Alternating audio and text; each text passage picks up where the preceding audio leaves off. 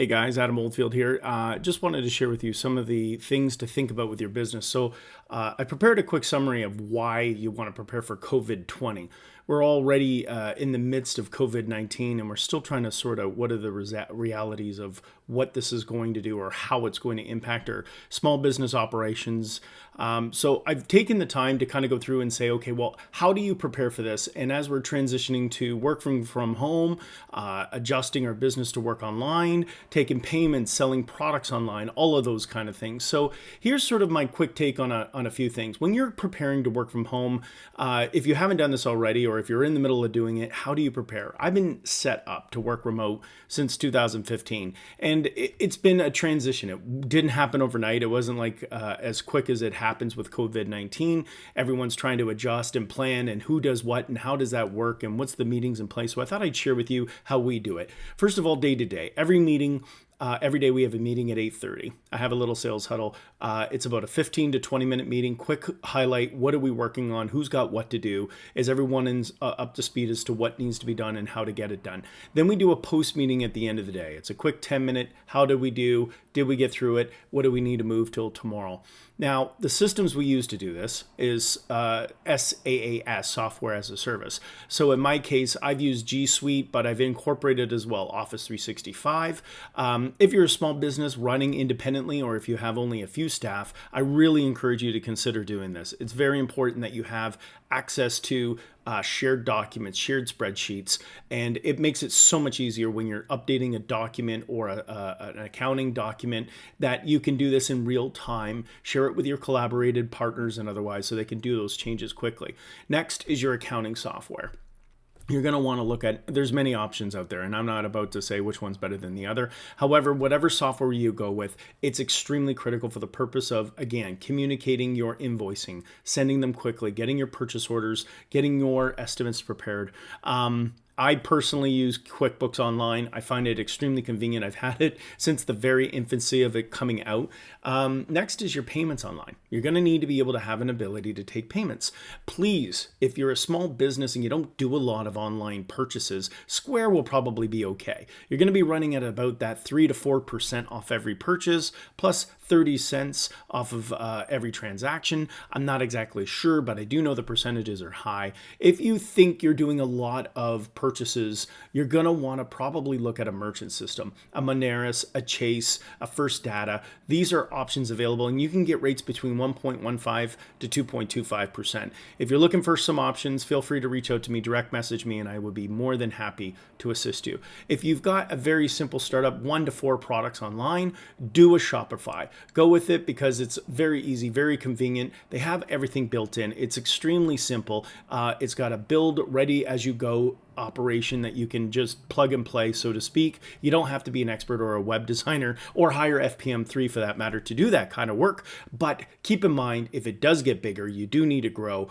It does have some limitations. It's not extremely well when it comes to SEO, so keep that in mind. But it's great for the startup when you don't have a lot of capital to get rolling. If you do have a business and you want to have management of SEO getting found and otherwise, please do feel free to reach out. That's one of our expertise and one of the reasons why we've been able to sustain during this COVID-19 situation. Next, digital signing software. Really encourage you to look at this. Personally, we use the Adobe Suite Digital Sign. However, there's DocuSign, lots of options out there. You want to consider it and you need it. The days of pen and ink and paper are pretty much coming to an end. If not now, quickly they are taking place. So you're going to want to look at that. Project management is also crucial. It doesn't matter your business. You need to be able to track what is the project. QuickBooks does the accounting, does the purchase order, but you need to do a project management system that's going to give you a good clarity as did it make profit? How much time was spent on it? I use a software that isn't very popular, but it does a phenomenal job. Maven Link, but there's Monday, many different choices. But project management is very, very key. It keeps information stored. Think of it as a file folder with what's being done at any given time. And let's talk about voice conferencing and VoIP systems. Yes, exploded. Everyone knew they existed, but they weren't really incorporating it. We heard of FaceTime and otherwise. So sure enough, COVID-19 comes out, and what do we have? Zoom takes it to the millions. We've seen Google Meet come out. There's many options out there. However, the one that you want to go with is possibly incorporated with the suite software. So if you get Office 365, you're going to get Teams, you're going to get Skype. If you get Google G Suite, you're going to get Google Meet and Google Chat. They're great systems to incorporate, and they're part of that business package that you can work with. You're going to need them as a regular process. Think of it as how you would interconnect with your individual employees or suppliers, so to speak. Next is VoIP systems. I haven't had a phone line or a handset since 2014. I got rid of it when I got annoyed with every time I had to change a number or something. It was so complicated. I had to hire a phone guy to come in, program my phones. Anyway, I've learned very quickly that I do not like phones, physical phones. So we have cell phones, and we've migrated, of course, our homes. Business should be doing the same. So I use 8x8. I also incorporate Google Voice, which just came out this year, this month actually, and we're in the year 2020. So in spring 2020, Google finally announced that they're giving Google Voice. What that means is that your desktop can become a phone system, but you're going to want to make sure you have good quality. You need good headset. You're going to want to make sure you got a quality microphone. Otherwise, you're going to get a lot of tinny background sound and otherwise. So just keep that in mind. It's very handy for forwarding lines, tracking voicemails, but you need to consider that. And one of the most important parts, which is why I exist to this day, not only from digital strategy, but website design.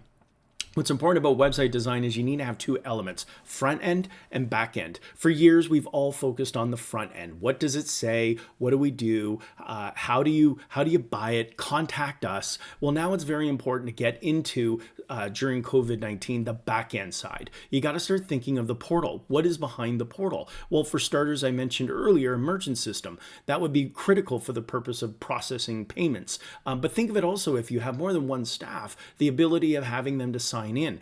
Training is going to be so critical in the HR element when it comes to COVID-19, and a lot of companies have been running it internally. You need to think about this. So I've been doing a lot of YouTube videos. We created a portal. All the videos are offline, but available for my staff. So how to use software. What are the systems we need to do? And by the way, this doesn't just necessarily work with software systems and website systems. I have a duct cleaning company, vacuum and furnace and duct cleaning, and I can assure you, we do the same thing. Video training, how to change an oil, how to change the air filter, how to change the fuel filter. All of this is done with online training. Health and safety elements are all done online. It tracks when they're in, what they see. I use digital signing software to sign off and make sure I got a record of it. And our video chats with our staff are regular.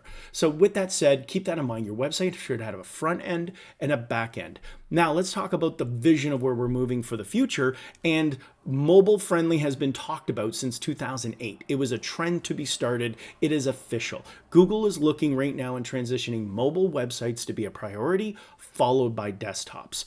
And why that's critical for you is make sure your website's running optimally for the case of that. Number two, make sure you do get an SEO specialist to help you with the technical side. There's a technical audit. That's the behind the scenes, getting the URLs, the image names, all the guts of the information running. Think of it as a mechanic tuning the engine on the inside. And then you have your auto detailing, the front side. So the SEO is a lot of web content, identifying unique information about what you do, why you're different, what is unique about what you offer. So all that said, I want to give you a quick highlight on how to think strategy, taking your business online. This is my quick overview video. If you watch this, you don't have to read it because I pretty much said everything. There's a lot of links in there with some recommendations telling you what's an option for you to consider. I'm Adam Oldfield, president of FPM Marketing, FPM3, working remotely and helping you get ready for COVID-20 because it's going to come.